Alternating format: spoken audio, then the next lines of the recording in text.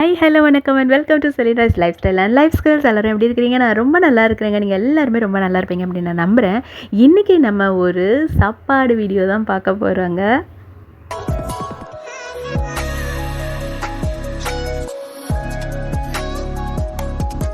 குழந்தைங்களுக்கும் பெரியவங்களுக்கும் பிடிச்ச மாதிரி ஈஸியாக என்னெல்லாம் சமைக்கலாம், என்னெல்லாம் நம்ம ஸ்கூலுக்கு கொடுக்கலாம், நம்ம ஸ்நாக்ஸாக சாப்பிட்லாம், அண்ட் என்னென்னலாம் அதில் நீங்கள் முக்கியமான டிப்ஸ் ஃபாலோ பண்ணணும் அப்படிங்கிறத பற்றிலாம் நம்ம இதில் பேச போகிறோம். இப்போ நீங்கள் பார்த்துட்ருக்கிறது புலாவ். இது மின்ட் புலாவ். நீங்கள் எந்த புலாவ் செஞ்சாலுமே நிறைய பேர் என்ன செய்வாங்க அப்படின்னா, தாளிக்கிறப்ப ஃபர்ஸ்ட்டே எண்ணெயும் அதோடு சேர்த்து நெய்யும் சேர்ப்பாங்க. பட் அப்படி பண்ணாதீங்க. அப்படி பண்ணிங்கன்னா என்ன ஆகும்னா, அந்த நெய்யோட கருகல் ஸ்மெல் அடிக்க ஆரம்பிச்சிடும். அண்ட் அது அந்த ஃபுட்லேயும் சாப்பிட்றப்ப அந்த டேஸ்ட் தெரியும். அதனால் இதை கண்டிப்பாக அவாய்ட் பண்ணிடுங்க. அதுக்கு பதிலாக நம்ம என்ன பண்ணலாம் அப்படின்னா, புலாவ் சமைச்சு முடிச்சதுக்கு அப்புறமா அதில் கீ ஆட் பண்ணிக்கோங்க. அது கூட எந்த அளவுக்கு நம்ம சர்வ் பண்ண போகிறோமோ, எந்த அளவுக்கு அப்போ சாப்பிட போகிறோமோ அந்த அளவுக்கு மட்டும் அதில் கீ ஆட் பண்ணிக்கலாம். அண்ட் இன்னொரு விஷயம், எப்போவுமே ரைஸ் அளவாக எடுத்துகிட்டு சைட் டிஷ் கொஞ்சம் நிறையா வச்சு சாப்பிட்ற பழக்கத்தை ஏற்படுத்திக்கோங்க. அது ரொம்பவே நல்லது.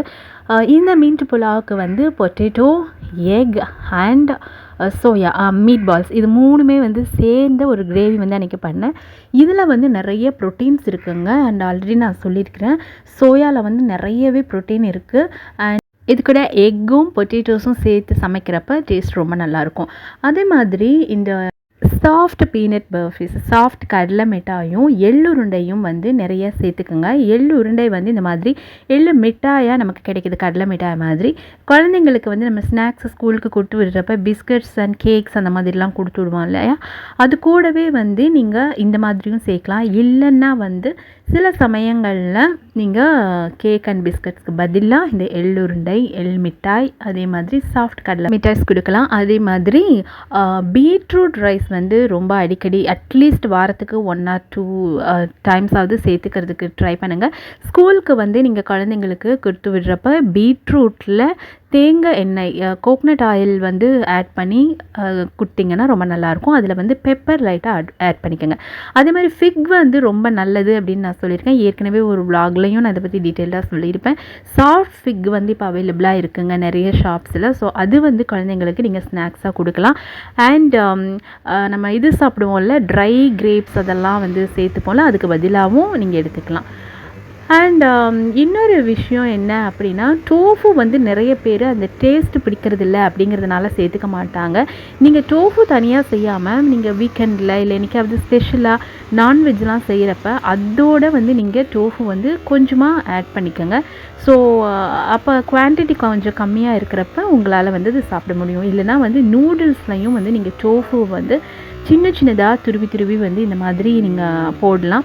ஸோ நீங்கள் பன்னீர்லாம் நம்ம ஆட் பண்ணுவோம் இல்லையா, அதே மாதிரி டோஃபூஸையும் நீங்கள் இந்த மாதிரி குட்டி குட்டியாக துருவி அதை நூடுல்ஸ்லேயோ இல்லை ஃப்ரைட் ரைஸ்லையோ ஆட் பண்ணி சாப்பிட்றப்ப அது தனியாக அந்த டேஸ்ட் தெரியாமல் மிக்ஸ் ஆகி இருக்கிறதுனால குழந்தைங்க ஈஸியாக சாப்பிடுவாங்க. பெரியவங்களுக்கு அந்த டேஸ்ட் பிடிக்கல அப்படின்னா கூட இந்த மாதிரி மிக்ஸ் ஆகி இருக்கிறப்ப நம்மளால் சாப்பிட முடியும். அண்ட் அதே மாதிரி நான்வெஜ்ஜில் நீங்கள் சிக்கன் பீஸ் இல்லை வெஜிடபிள்ஸில் காலிஃப்ளவர், கேப்சிகம், கேரட் அதெல்லாம் ஆட் பண்ணி நீங்கள் நூடுல்ஸோ இல்லை ரேமன் அந்த மாதிரிலாம் செய்கிறப்ப நீங்கள் சமைச்சு முடிச்சதுக்கப்புறம் ஃபுட்டில் அந்த ஹீட் சூடு இருக்கிறப்பவே நீங்கள் பனீரையோ இல்லை டோஃபியோ இந்த மாதிரி சின்ன சின்னதாக துருவி போடலாம். அந்த சாப்பாட்டோட சூட்லேயே அது வெந்துடும்.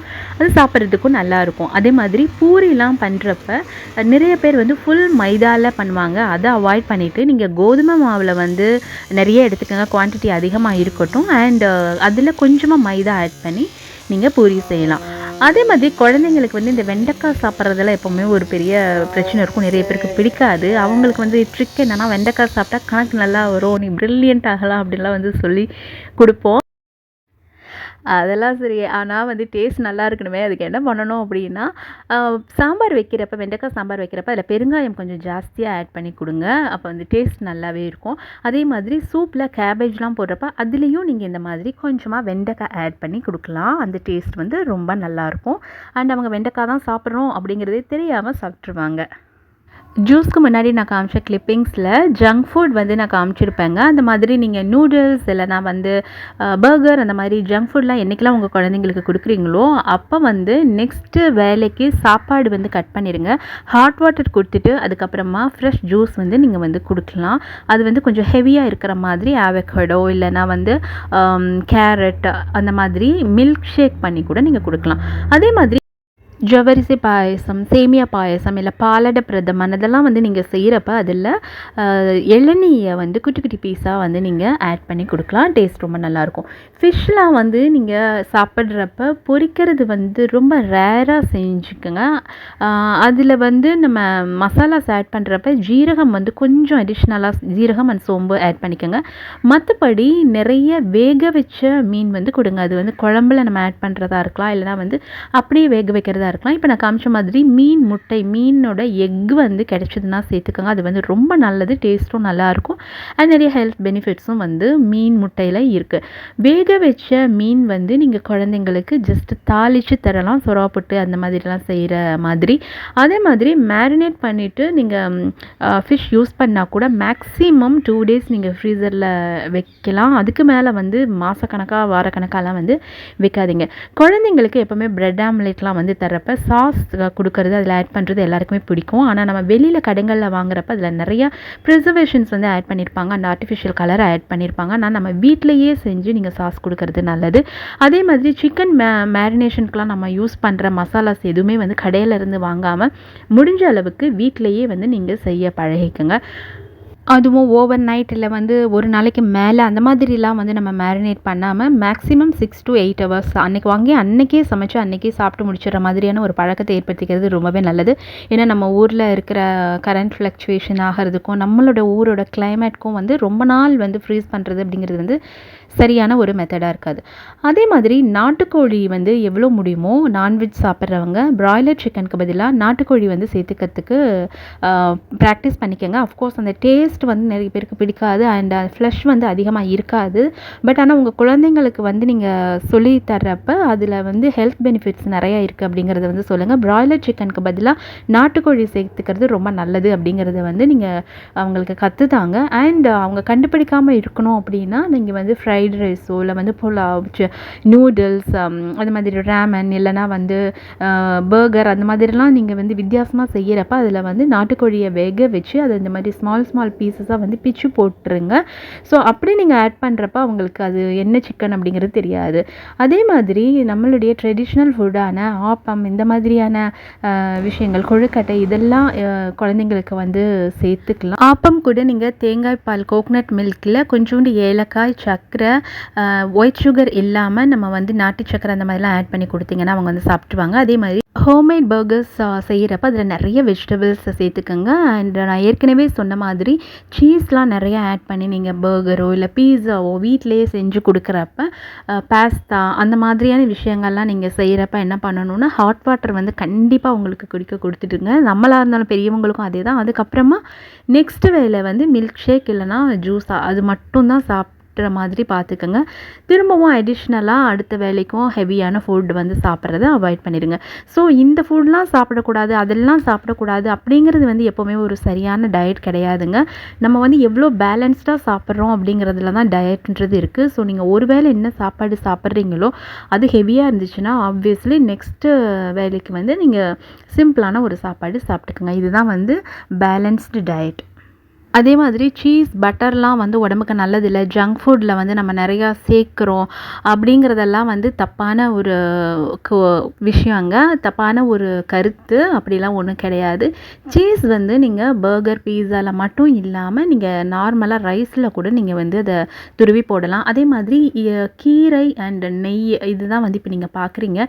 குழந்தைங்களுக்கு வந்து ஸ்கூல் டேஸில் நம்ம வந்து கீரையெல்லாம் வந்து கொடுத்து அனுப்பக்கூடாதுங்க. கீரை வந்து எப்போவுமே ஹாட் கரெக்டான சாப்பாட்டில் மட்டும்தான் நம்ம சாப்பிடணும். நெய்யும் அதே மாதிரி தான். நிறைய பேர் வந்து ஸ்கூலுக்கு பேக் பண்ணி வைக்கிறப்ப இந்த மாதிரி பிரியாணிலேயோ இல்லைனா வந்து ஒயிட் ரைஸ்லேயோ வந்து நெய் போட்டு கொடுத்து அனுப்புவாங்க. அந்த மாதிரி பண்ணாதீங்க. சாம்பாரில் எதுலேயுமே வந்து ஆட் பண்ணி கொடுக்காதீங்க. சூடாக இருக்கிறப்ப மட்டும்தான் வந்து நம்ம நெய் ஆட் பண்ணணும். நீங்கள் பிரியாணிலாம் செஞ்சீங்கன்னா கூட சமைச்சு முடிச்சதுக்கப்புறமா நீங்கள் கீ ஆட் பண்ணுங்கள். அதே மாதிரி தயிர் ரைத்தா வந்து அந்த காம்பினேஷன் எதுக்காக அப்படின்னா, நம்ம அதில் இருக்கிற ஆனியன் அண்ட் கர்டு வந்து எப்போவுமே நான்வெஜ்ஜோட ஹீட்டை குறைக்கும். அதுக்காக தான் வந்து ஆட் பண்ணுறாங்க. இப்போ நீங்கள் பார்த்துட்ருக்கிறது வந்து பிரியாணி ரைஸ். பிரியாணி ரைஸ்னே வந்து இப்போ தனியாக கிடைக்குது. பட் அது வந்து ஜீரக சம்பா அளவுக்கு டேஸ்ட் இல்லை.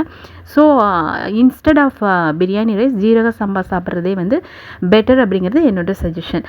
அப்புறமா வந்து வடை நிறைய பேருக்கு வந்து செய்யறதுக்கு சோம்பேறித்தனப்படுவாங்க. வடையில் இருக்கிற உளுந்து ஆண் குழந்தைங்களுக்கும் சரி பெண் குழந்தைங்களுக்கும் சரி குறிப்பாக அவங்க வந்து வளர்கிற சமயத்தில் ரொம்ப ரொம்ப நல்லது.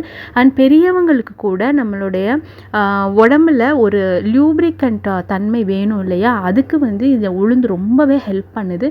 பெண்களுக்கு குறிப்பாக இந்த கர்ப்பப்பை சார்ந்த விஷயங்களுக்கெல்லாம் வந்து ரொம்பவே நல்லது. அந்த உளுந்தில் இருக்கிற அதோட நிறைய மெடிசினல் பெனிஃபிட்ஸ் வந்து ரொம்ப நல்லது. நீங்கள் தயிர் கர்ட் ரைத்தாலாம் செய்கிறப்ப அதுலேயும் க்ரீம் இல்லைன்னா வந்து வெண்ணெய் இருக்கும்ல, வீட்டிலையே செஞ்ச வெண்ணெய், அதை வந்து கொஞ்சமாக ஆட் பண்ணிக்கோங்க. அது டேஸ்ட்டும் நல்லாயிருக்கும் அண்ட் ஹெல்த்துக்கும் நல்லது. அது மாதிரி எல்லாத்தையுமே விமர்சிக்கிறதுக்கு சில பேர் கிளம்பிடுவாங்கல்ல. அதே மாதிரி சொல்லுவாங்க ஹார்லிக்ஸ் குடிக்கக்கூடாது, பூஸ்ட் குடிக்கக்கூடாது, வீட்டிலையே தான் செய்யணும் அப்படின்னு. வீட்டிலையே உங்களுக்கு வந்து சத்து மாவு செய்ய தெரிஞ்சால் நல்லது.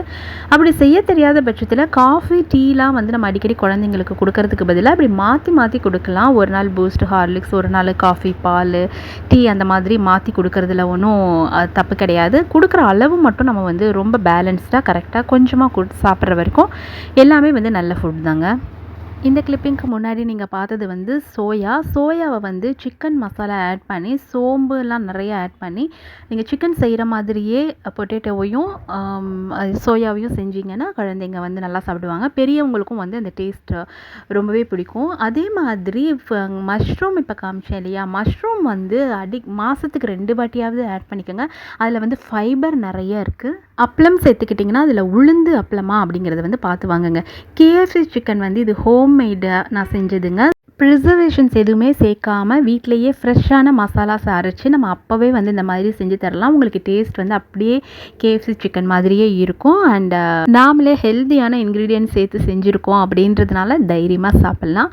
அண்ட் இது வந்து நீங்கள் நாட்டுக்கோழி சிக்கனில் கூட ட்ரை பண்ணி பார்க்கலாம். அதே மாதிரி இந்த பச்சை கடலை இருக்குல்ல, வேர்க்கடலை வந்து நம்ம தோலோடு வாங்கி அதை வேக வச்சு மண்ணெல்லாம் அலசி செய்கிறதுங்கிறது வந்து கொஞ்சம் கஷ்டம். நம்ம ரெடிமேடாகவே கிடைக்கிது. அது வந்து நம்ம சென்னாலாம் கிடைக்கிற மாதிரி. ஸோ நைட்டே நீங்கள் வந்து ஊற வச்சுட்டு மார்னிங் வந்து இந்த மாதிரி செஞ்சு வேக வச்சு சாப்பிட்லாம். அண்ட் ஈவினிங் ஸ்நாக்ஸுக்கும் வந்து யூஸ் பண்ணிக்கலாம். நூடுல்ஸில் அதே மாதிரி இப்போ இதுக்கு முன்னாடி காமிச்ச வடையிலலாம் வந்து நீங்கள் அந்த வேர்க்கடலை பேஸ்ட்டை வந்து கொஞ்சமாக ஆட் பண்ணிக்கலாம். அதே மாதிரி வடை நீங்கள் வந்து செய்கிறப்ப, மசால் வடை செய்கிறப்ப அது கிறிஸ்பியாக வர்றதுக்கு நீங்கள் வேர்க்கடலை பவுடர் வந்து இந்த மாவோட ஆட் பண்ணிக்கலாங்க. அதே மாதிரி பிரியாணி செய்கிறப்ப நிறைய பேர் வந்து பார்த்திங்கன்னா அதில் இந்த புதினா கொத்தமல்லியெல்லாம் வந்து அப்படியே வேஸ்ட்டாக தூக்கி போடுவாங்க. ஏன்னா நம்ம அப்படியே வந்து அந்த லீவாக போடுறப்ப அது நம்ம சாப்பிட்றப்ப அது வேஸ்ட்டாக தான் போகும். அதுக்கு பதிலாக புதினா கொத்தமல்லி வந்து அரைச்சி நீங்கள் ஆட் பண்ணிங்கன்னா பிரியாணியில் டேஸ்ட்டும் நல்லாயிருக்கும். அண்ட் வேஸ்ட் ஆகாமல் அந்த புதினா கொத்தமல்லியில் இருக்கிற சத்து நம்ம உடம்புல சேரும். நீங்கள் சாம்பார் செய்கிறப்ப கூட கொஞ்சமாக கருவேப்பிலையை வந்து நீங்கள் அரைச்சி ஆட் பண்ணுங்கள். அப்போ வந்து கருவேப்பிலையில் இருக்கிற சத்து வீணாகாது. அண்ட் கோஸ் பண்ணுறப்ப, கேபேஜ் செய்கிறப்ப அது எப்போவுமே ஃபுல்லாக வேக வச்சிடாமல் கொஞ்சம் இந்த மாதிரி ஒரு 80 to 90% வெந்தால் போதும். கொஞ்சம் அந்த கிறிஸ்ப்னஸோடு இருக்கணும். அந்த கிறிஸ்பியாக இருக்கிறது தான் கேபேஜுக்கு வந்து அதோட குவாலிட்டின்னே சொல்லலாம். ஸோ அந்த மாதிரி வந்து நீங்கள் குழந்தைங்களுக்கு கொடுங்க. பெரியவங்களும் அப்படியே சாப்பிட்லாம். அதே மாதிரி ஃபுட் எடுத்துக்கிறப்ப நான் காமிச்ச மாதிரி ரைஸ் கம்மியாகவும் சைட் டிஷ் வந்து நிறையாவும் ஆட் பண்ணி சாப்பிடுங்க. எப்போவுமே வந்து ரெட் வெஜிடபிள்ஸில் ஹீமோகுளோபினை வந்து இன்க்ரீஸ் பண்ணுறதுக்கான கெப்பாசிட்டி அதில் நிறையவே இருக்குது. அதனால் வாரத்துக்கு 1 or 2 டைம்ஸாவது வந்து ஆட் பண்ணுறதுக்கு மறந்துடாதீங்க. கடையில் வந்து நம்ம நிறைய ஃபுட்லாம் வாங்குறப்ப அதில் வந்து கலர்ஸ் ஆட் பண்ணியிருப்பாங்க. ஃபுட் கலர்ஸ் வந்து எப்போவுமே வந்து நல்லது கிடையாதுங்க. அதே மாதிரி மசாலாவும் வந்து நீங்கள் பவுட்ராக வாங்குறதுக்கு பதிலாக இந்த மாதிரி இப்போ இந்த ஃபுட்டில் நான் காமிச்சிருக்கிற மாதிரி முடிஞ்ச அளவுக்கு ஹோல் மசாலாஸ் வந்து யூஸ் பண்ணுங்கள். அப்படி அரைக்கிறதுனாலும் வீட்டிலையே அரைச்சி நம்ம வந்து அந்த பிரியாணி மசாலா அதெல்லாமே வந்து சேர்த்துக்கிறது நல்லது. மட்டனில் என்னெல்லாம் பெனிஃபிட்ஸ் இருக்குது அப்படின்னு ஒரு சில வீடியோஸ்க்கு முன்னாடி பேசியிருந்தோம். ஆனால் நிறைய பேருக்கு வந்து மட்டன் ஹார்டாக இருக்கிறதுனால பிடிக்காது. குறிப்பாக குழந்தைங்க வந்து அதனால் அதை விரும்ப மாட்டாங்க. ஸோ அதுக்கு என்ன பண்ணலான்னா, மின்ஸ்டு மீட் இருக்குல்ல, கொத்துக்கறி சொல்லுவோம்ல, அந்த மாதிரியான பீஸ் வாங்கி நீங்கள் அதில் வந்து கிரேவி செஞ்சு கொடுக்கலாம். அதே மாதிரி நீங்கள் டோஃபோ இல்லை வந்து பனீர் சேர்க்குறப்ப அதில் வந்து கேப்சிகம் வந்து ஆட் பண்ணுங்கள். ஸோ அந்த காம்பினேஷன் வந்து எப்போவுமே நல்லாயிருக்கும். அண்ட் மீன் சமைக்கிறப்ப நல்லெண்ணெய் வந்து அதிகமாக யூஸ் பண்ணுறதுக்கு பழகிக்கோங்க. அண்ட் நெய்க்கு எப்படி சொன்னோன்னா அதே மாதிரி தான். நீங்கள் வந்து சமைக்கிறப்பவே நல்லெண்ணெயை சேர்க்காதீங்க. மீன் குழம்பு சமைச்சு முடிச்சதுக்கப்புறமா ஆட் பண்ணுங்கள் நல்லெண்ணெயை. அதே மாதிரி பாலில் இந்த மாதிரி ஆடையோட சேர்க்கறது சாப்பிட்றது வந்து சில பேருக்கு வந்து பிடிக்காது. அவங்க என்ன பண்ணலான்னா, இந்த மாதிரி பரோட்டா இல்லை ஆலு பரோட்டா இதெல்லாம் செய்கிறப்ப அந்த க்ரீமை நீங்கள் வந்து அந்த மசாலாவோட ஆட் பண்ணிக்கலாம். ஸோ அப்போ வந்து உங்களுக்கு அது தனியாக தெரியாது. அடை, பரோட்டா, ஆலு பரோட்டா, சப்பாத்தி, பூரி இதுக்கு மேலே வந்து நீங்கள் ஒரு கோட்டிங் மாதிரி அந்த க்ரீமாக தடவிக்கலாம். ஸோ அது வந்து நம்ம பட்டர்லாம் எப்படி ஆட் பண்ணால் கோட் பண்ணால் எப்படி இருக்குமோ அதே மாதிரி இருக்குங்க. ஸோ இந்த மாதிரி நீங்கள் யூஸ் பண்ணால் நல்லது. அதே மாதிரி நூடுல்ஸ் வந்து செய்கிறப்ப நிறைய பேர் வந்து சரியான பிராண்ட் நூடுல்ஸ் வந்து வாங்க மாட்டாங்க. அதனால உங்களுக்கு அந்த டேஸ்ட் வந்து கரெக்டாக வராது ஹோட்டல்ஸில் இருக்கிற மாதிரி. ஸோ அப்போ நீங்கள் என்ன நூடுல்ஸ் வாங்குறீங்க அப்படிங்கிறதுல வந்து கொஞ்சம் எஃபோர்ட் எடுத்து ரிவ்யூஸ்லாம் பார்த்து வாங்குங்க. ஹக்கா நூடுல்ஸ் வந்து பொதுவாக நல்லா இருக்குங்க. ஸோ அந்த மாதிரியான நூடுல்ஸ், ஹக்கா நூடுல்ஸ் என்ன பிராண்டில் நல்லாயிருக்கோ அதை வந்து நீங்கள் கொஞ்சம் எஃபோர்ட் எடுத்து சர்ச் பண்ணி வாங்குங்க. இது வந்து மொச்சக்கொட்டை அண்ட் கத்திரிக்காய் குழம்பு. அண்ட் மொச்சக்கொட்டைலாம் வந்து கிராமத்தில் நிறைய சமைப்பாங்க, நிறைய செஞ்சுருப்பாங்க. ஆனால் சிட்டிக்குள்ளே நம்மளோட குழந்தைங்களுக்கு நம்ம அதை பழக்கப்படுத்தியிருக்க மாட்டோம். அண்ட் பழக்கப்படுத்துங்க கண்டிப்பாக. அது மொச்சக்கொட்டை குழம்பு அண்ட் கத்திரிக்காய் குழம்புல வந்து இந்த மாதிரி பச்சை மிளகாய் ஆட் பண்ணுறது வந்து ரொம்ப நல்லாயிருக்கும். ஸோ அது அது அந்த நச்சுன்னு இருக்கிற அந்த டேஸ்ட் வந்து நல்லாயிருக்கும். அண்ட் இந்த மாதிரி அதே மாதிரி ரொம்ப காரமாக சமைச்சு சாப்பிட்டுட்டிங்கன்னா அன்றைக்கி வந்து ஃப்ரெஷ் வெஜிடபிள்ஸ் வந்து கண்டிப்பாக ஆட் பண்ணிக்கோங்க. கேரட் அந்த மாதிரிலாம் ஆட் பண்ணிக்கோங்க. அதே மாதிரி எக் பொடி மாஸ் இப்படிலாம் வந்து நீங்கள் சேர்த்துக்கிறப்ப அந்த காரமாக சாப்பிட்ட காரசாரமான அந்த தன்மை வந்து கொஞ்சம் அது வந்து பேலன்ஸ் பண்ணுங்க. ஸோ அதுக்காக தான். அண்ட் இன்னொரு முக்கியமான விஷயம் என்ன அப்படின்னா, நம்ம நார்மலாக பிரியாணி இல்லை ஃப்ரைட் ரைஸ்லாம் செய்வோம். பட் அது வந்து ஃப்ரைடு பிரியாணியாகவும் நீங்கள் மாற்றலாம். ஸோ பிரியாணியை வந்து ஒரு 95% குக் பண்ணதுக்கு அப்புறமா நீங்கள் நல்லா ஓவனில் அந்த மாதிரி ஹீட் பண்ணி எடுத்தீங்க அப்படின்னா அது நல்லா கிறிஸ்பியாக கிடைக்கும். அண்ட் பூரிலாம் நீங்கள் செய்கிறப்ப நார்மல் பூரியோடு சேர்த்து நீங்கள் இந்த மாதிரி ஸ்வீட் பூரிஸ் வந்து செஞ்சு கொடுக்கலாம் குழந்தைங்களுக்கு. அது வந்து ஒரு டிஃப்ரெண்ட்டான ஸ்நாக்ஸாக இருக்கும். அண்ட் நமக்குமே வந்து பூரிக்கு கஷ்டப்பட்டு மாவு பிசைவோம், அந்த மாதிரி நிறைய வேலை இருக்கும். அந்த மாவை கொஞ்சம் எடுத்து வச்சுட்டு எக்ஸ்ட்ரா ஒரு ஸ்வீட்டும் அதில் நம்ம செஞ்சு சாப்பிட்றோம் அப்படிங்கிறப்ப நமக்கு வந்து அந்த வேலை இன்னும் கொஞ்சம் நம்ம செஞ்சது ஒர்த் தான் அப்படின்ற மாதிரி தோணும். அண்ட் அதே மாதிரி பால் பூரி பிடிக்கிறவங்க வந்து நீங்கள் சாப்பிட்லாம். பூரி நீங்கள் செய்கிறப்ப அடிஷ்னலாக ஒரு டெசர்ட் வேணும் அப்படின்னா நல்லா ஹீட்டான மில்கில் பாதாம் அதெல்லாம் வந்து கொஞ்சம் அரைச்சி போட்டு ஏலக்காயெல்லாம் சேர்த்துட்டு நீங்கள் அந்த பூரியை வந்து அதில் மிக்ஸ் பண்ணி கொடுக்கலாம். அதே மாதிரி இட்லி ஃப்ரை இப்போ காட்டுறேன் பார்த்தீங்களா, இட்லி ஃப்ரைஸும் வந்து ஒரு நல்ல ஸ்நாக்ஸ் தான். நீங்கள் வந்து மார்னிங் செய்கிற இட்லி வந்து மிச்சம் ஆகிடுச்சு அப்படின்னா ஈவினிங் வந்து ஸ்நாக்ஸ்க்கு கஷ்டப்பட தேவையில்லை. இந்த மாதிரி அதை ஃப்ரை பண்ணிவிட்டு பெப்பர் இல்லை கொஞ்சம் ஜீரா இதெல்லாம் வந்து ஆட் பண்ணி வந்து நீங்கள் அது ஒரு ஸ்நாக்ஸாக கொடுக்கலாம். அண்ட் குழந்தைங்களுக்கு வந்து நீங்கள் சாப்பாடு கட்டி கொடுக்குறப்ப எப்போவுமே வெஜிடபிள்ஸ் வந்து அதில் நிறைய இருக்கிற மாதிரி பார்த்துக்கோங்க. ஏன்னா வெஜிடபிள்ஸ் வந்து எந்த அளவுக்கு நம்ம ஆட் பண்ணுறோமோ, முக்கால்வாசி பாயில்டாக நம்ம ஆட் பண்ணுறோமோ அந்த அளவுக்கு ஹெல்த்துக்கு ரொம்ப ரொம்ப நல்லது. அதை கண்டிப்பாக ஃபாலோ பண்ணுங்கள். அதே மாதிரி பாவக்காய் குழம்பு பண்ணுறப்ப நிறைய பேருக்கு அதில் இருக்க அந்த கசப்பு தன்மை பிடிக்காது. ஸோ பாவக்காய் குழம்பு வந்து இந்த மாதிரி தொக்கு டேஸ்ட்டியாக செஞ்சு முடிச்சதுக்கப்புறம் அதில் நாட்டு சக்கரை கொஞ்சம் ஆட் பண்ணி கொடுத்தீங்கன்னா அது வந்து அந்த டேஸ்ட்டை அந்த கசப்பு தன்மையை பேலன்ஸ் பண்ணுங்க.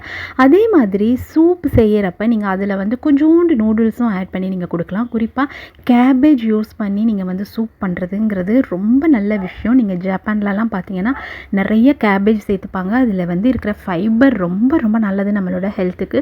ஸோ கேபேஜ் சூப்பே வந்து நீங்கள் செய்கிறது ராவா அப்படி பிடிக்கல அப்படின்னா அதில் வந்து கொஞ்சோண்டு நூடுல்ஸ் இல்லைனா வந்து கொஞ்சோண்டு சிக்கன் இல்லை மட்டனை வந்து அதில் கொஞ்சம் பீசஸ் வந்து ஆட் பண்ணிக்கோங்க.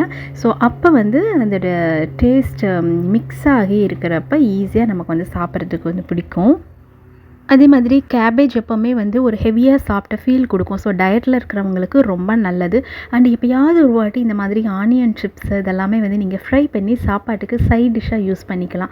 ஸோ எதையுமே வந்து நம்ம ஃபுல்லாக அவாய்ட் பண்ணுறோம் அப்படிங்கிறது இல்லாமல் அதை வெறுமனே சாப்பிடாமல் இந்த மாதிரி சாப்பாடோடு சேர்ந்து சாப்பிட்றப்ப அது வந்து பேலன்ஸ் ஆகும். அதே மாதிரி வடை செய்கிறப்ப அதுலேயும் வந்து நம்ம கேபேஜ் வந்து யூஸ் பண்ணலாம். இப்போ இந்த வடையில் வந்து நான் வெங்காயம் அதோட முட்டைகோஸ் வந்து நிறைய ஆட் பண்ணியிருக்கேன். அந்த மாதிரியும் நீங்கள் செய்யலாம். வெண்டைக்காய் குழம்பு வந்து நீங்கள் செய்யறப்ப அதில் தக்காளிக்கு வந்து அப்படியே தக்காளியை யூஸ் பண்ணாமல் அதை வந்து கொஞ்சம் பேஸ்ட்டாக அரைச்சி வந்து நீங்கள் அதில் சேருங்க. தக்காளி, வெங்காயம், பூண்டு, ஜீரகம், சோம்பு இதெல்லாம் வந்து அரைச்சி நீங்கள் வெண்டைக்காய் குழம்பு செய்கிறப்ப அந்த டேஸ்ட் வந்து கொஞ்சம் ஒரு நான்வெஜ் ஃப்ளேவர் கொடுக்குற மாதிரி இருக்குங்க. அதுக்கு எக் பொடி மாஸ் வந்து நீங்கள் சைட் டிஷ்ஷாக வச்சுக்கலாம். அப்படி இல்லைன்னா அதுக்கு இந்த கேபேஜ் வடை வந்து ஒரு நல்ல காம்பினேஷனாக இருக்கும். ஸோ இந்த காம்போஸ் ட்ரை பண்ணி பாருங்கள். அதே மாதிரி கிரேப் ஜூஸ் வந்து நம்ம பொதுவாக ஸ்குவாஷ் வாங்கி மிக்ஸ் பண்ணி குடிப்போம். அது என்ன தான் வந்து அதில் அந்த ஃப்ரூட்டோட பல்ப் இருந்தாலும் கண்டிப்பாக ப்ரிசர்வேஷன் இருக்கும். அதுக்கு பதிலாக நீங்கள் குழந்தைங்களுக்கோ இல்லை நம்மளோ சாப்பிட்றப்ப கிரேப்ஸை வந்து நம்மளே மிக்சியில் அடித்து ஜூஸாக பண்ணி சாப்பிட்லாம். அதே மாதிரி இந்த குட்டி குட்டியாக டைஸாக இருக்கிறது வந்து சேனக்கிழங்குங்க. ஸோ நம்ம கோஸ் வந்து நீங்கள் ஆட் பண்ணி பொரியல் அப்படிலாம் செய்கிறப்ப அதுக்கு நல்ல ஒரு சைட் டிஷ்ஷாக ஒரு வறுவல் நீங்கள் செய்யணும் அப்படின்னா எப்போவுமே பொட்டேட்டோ செய்யாமல் அதுக்கு பதிலாக இந்த மாதிரி சேனக்கிழங்கு வந்து நீங்கள் யூஸ் பண்ணலாம். இந்த வீடியோவில் நான் என்னென்ன காம்போஸ்லாம் யூஸ் பண்ணுவேன் அப்படிங்கிறது வந்து நான் சொல்லியிருந்தேன். அதே மாதிரி சின்ன சின்ன டிப்ஸ் நெய் நீங்கள் எப்படி யூஸ் பண்ணணும், எப்படி யூஸ் பண்ணக்கூடாது, அண்ட் என்னென்ன மாதிரியான விஷயங்களை வந்து நீங்கள் சாப்பாடு செய்கிறப்ப வந்து கவனிக்கணும், மசாலா அரைக்கிறதுல இந்த மாதிரி சின்ன சின்ன டிப்ஸ் கொடுத்துருந்தேன். இதெல்லாமே வந்து உங்களுக்கு யூஸ்ஃபுல்லாக இருந்திருக்கும் அப்படின்னு நான் நம்புகிறேன். இது வந்து நம்ம பேக்கிங்கும் குழந்தைங்களுக்கோ இல்லை வந்து பெரியவங்களுக்கு ஆஃபீஸ்க்கு வந்து நீங்கள் பேக் பண்ணி கொடுக்குறப்போ சரி, இதில் நான் சொல்லியிருக்கிற இம்பார்ட்டண்ட்டான டிப்ஸ் எல்லாம் ஃபாலோ பண்ணுங்கள். சாப்பாடு வந்து பேக் பண்ணி கொடுக்குறப்ப கண்டிப்பாக நெய் வந்து சேர்த்து கொடுக்காதீங்க. நெய் வந்து எப்போவுமே சூடான சாதத்தில் தான் சாப்பிடணும் அப்படின்னு நான் சொல்லியிருந்தேன். அதே மாதிரி கீரை வந்து மத்தியானமே சாப்பிட்றணும். ஸோ நீங்கள் வந்து சாட்டர்டே, சண்டே, ஹாலிடேஸ் எப்போவோ அந்த மாதிரியான சமயங்களில் வந்து கீரை உங்கள் குழந்தைங்களுக்கு சமைச்சு கொடுங்க. கண்டிப்பாக நான் இந்த வீடியோவில் காமிச்சிருந்த எல்லா காம்பினேஷன்ஸும் நீங்களும் ட்ரை பண்ணி பாருங்கள். இன்னொரு இன்ட்ரெஸ்டிங்கான வீடியோவில் எங்களை சந்திக்கும் வரை tata bye bye, see you and take care.